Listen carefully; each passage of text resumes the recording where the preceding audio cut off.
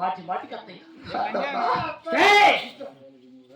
ఎవరు నీకు అత్తయ్య రే ఇది మాటి మాటికి అత్తయ్య అంటే నాకు ఎట్టు తెలుసునా లంజానమ్మా లంజాను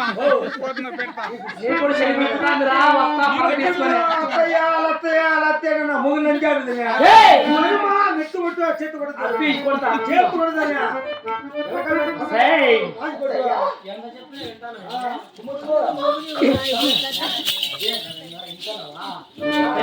ఎట్టంటిదండి అత్త అంటే ఎట్టుండదు తెలుసా? రాకుతా నల్లి రాకేట ఏమనుకున్నావో చెప్పాను.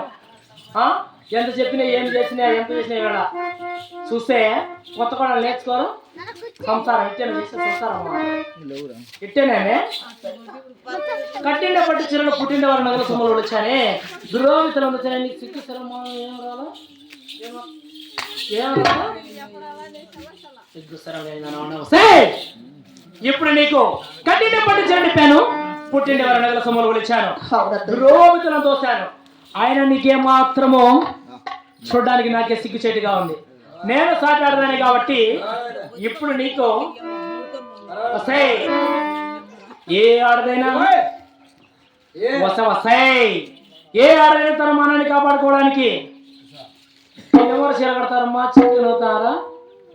అత్త కొడాలు కొడతానే నవ్వుతా. ఎన్ని మూడు చీర కడతారా? ఎన్ని మూడు చీర కడతారు చెప్పండి, వాడల పరుగు తీద్దాం. ఎన్ని మూడు చీర కట్టేది తెలీదు, పొరపాటున కూడా తెలీదు. చీరలు ఏం కడతారు?